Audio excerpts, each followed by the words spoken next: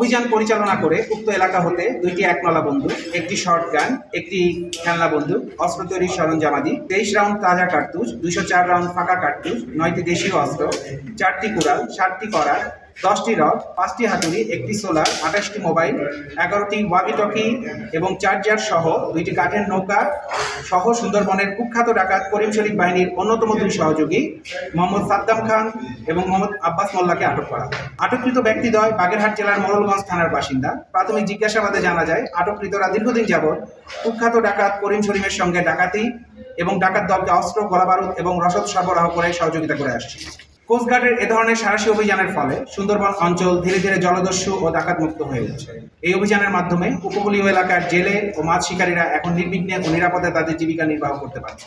Bangladesh coast guard আইন শৃঙ্খলা রক্ষার্থে উপকূলীয় ও নদী তীরবর্তী অঞ্চলে 24 ঘণ্টা ব্যাপী টহল কার্যক্রম এবং বিশেষ অভিযান অব্যাহত রেখেছে।